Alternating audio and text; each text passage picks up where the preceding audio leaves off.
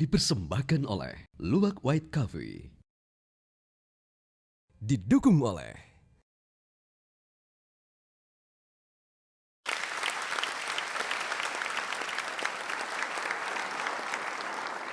Terima kasih Anda terus di Mata Najwa mencari Hugeng baru. Pemirsa, di masa lalu institusi kepolisian memiliki seorang Hugeng.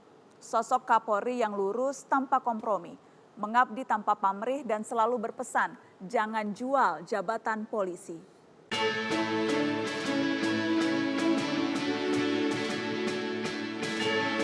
Hugeng Imam Santoso lahir di Pekalongan 14 Oktober 1921.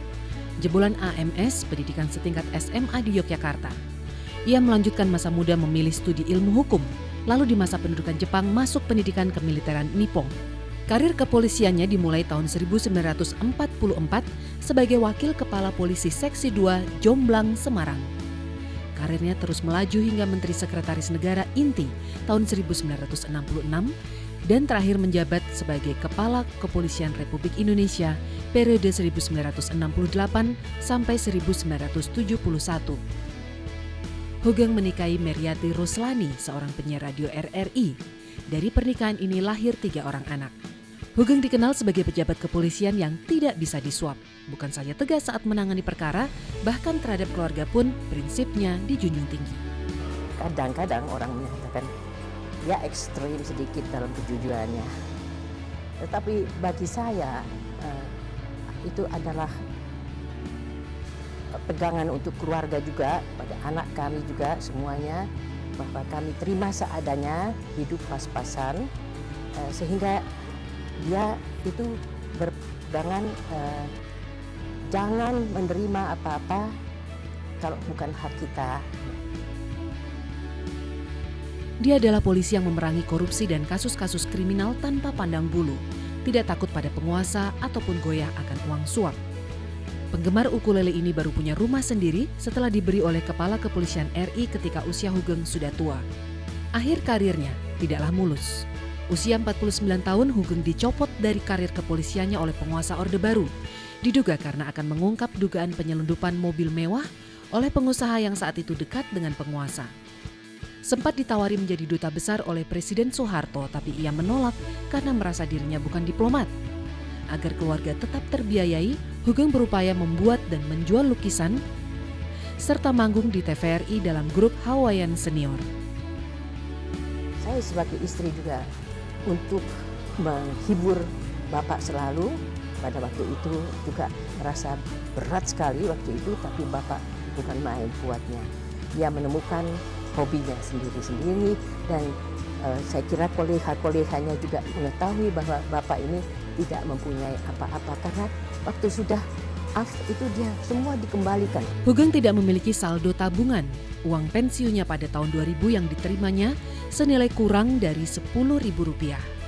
Tahun 2001 baru menjadi Rp1.110.000. Hugeng adalah simbol keteladanan. Kepada para anggota kepolisian, ia berpesan agar polisi tidak menjual jabatannya. Hugeng meninggal pada 14 Juli 2004 dan minta dimakamkan di makam keluarga di Bogor.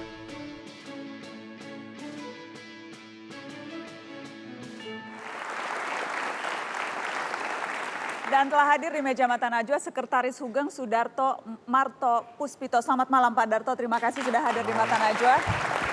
Hadir juga editor buku yang berjudul Hugeng, Polisi Profesional dan Bermartabat, Yosef Adi Prasetyo. Selamat malam Mas Stanley, terima kasih sudah hadir. Dan kami juga mengundang Ketua Presidium Indonesian Police Watch, Neta Espane. Selamat malam Bang Neta, terima kasih sudah hadir. Malam ini Mata Najwa mencari Hugeng baru. Karenanya saya ingin tahu cerita tentang Pak Hugeng langsung dari orang-orang yang mengenal Pak Hugeng secara pribadi. Saya ke Anda, Pak Darto, Sekretaris Pak Hugeng. Gambarkan ke kami, sosok Pak Hugeng itu seperti apa? Pak Hugeng itu orangnya sederhana, santun, jujur, profesional, disiplin, dan tidak mau apa-apa, tidak mau disuap, tidak itu. Jadi dia tegas menolak segala hal yang tidak baik. Apa yang adakah misalnya kisah tertentu yang bisa Anda ceritakan ke kami yang menggambarkan karakter Pak Hugeng itu, yang Anda alami sendiri Pak? secara pribadi, saya jadi sekretarisnya Pak Ugeng umur 26 tahun. Beliau itu kalau datang beliau menjadi menteri sekretaris presidium itu jam 5.30 sudah ada. Pagi, setengah 6 pagi sudah ada? Iya. Dan ketika saya dipanggil untuk menjadi sekretarisnya, saya baru bekerja di Seknek selama 1 tahun. Saya ketuk pintu, Pak Ugeng berdiri, saya dibuka, silahkan masuk. Pak Ugeng berdiri dan memberi hormat. Selamat pagi Mas Darto. Malah yang memberi hormat Pak Ugeng? Pak Ugeng. Jadi saya betul-betul tersipu-sipu betul. Karena saya jam 7, karena pegawai negeri itu harus jam 7 datang. Saya jam 7 tepat, kurang 5 menit datang. Ketuk pintu. Pak Ugeng sudah ada di sana? Ya, itu kesan sangat disiplin pertama. orangnya? Sangat disiplin. Hidupnya sangat sederhana ya Pak? Sangat sederhana, hidupnya pas-pasan. Pas-pasan? Pas-pasan. Sering tidak punya uang? Sering tidak punya uang. Suatu ketika sopirnya itu susah, dia ngelentruk gitu. Saya datangin, ada apa Pak kok susah? Ini Pak, saya suruh menjual sepatunya Pak Ugeng. Baru tetapi tidak laku. Apa sebabnya? Ukurannya terlalu besar. 46 atau 47 sehingga tidak laku. Pak Ugeng mau jual sepatunya? Iya, menjual sepatu. Kenapa betul. mau jual sepatu? Karena tidak punya uang. Dan itu ketika saya konfirmasikan kepada Mas Didit dengan Bu Ugeng. Mas Didit ini putranya ya Pak? Putranya, iya. Saya boleh nggak ini saya ceritakan? Oh boleh Mas Darto. Memang hidup kami pas-pasan, hanya dari gaji tok. Gitu aja. Jadi menjual sepatunya tidak laku akhirnya? Akhirnya saya punya kenalan AKBP Toto Susilo almarhum. Dia teman saya yang baik. Dia sudah pernah janji dengan saya, Mas Darto, kalau Mas Darto ada masalah yang tidak bisa terpecahkan, bilang dengan Toto Susilo.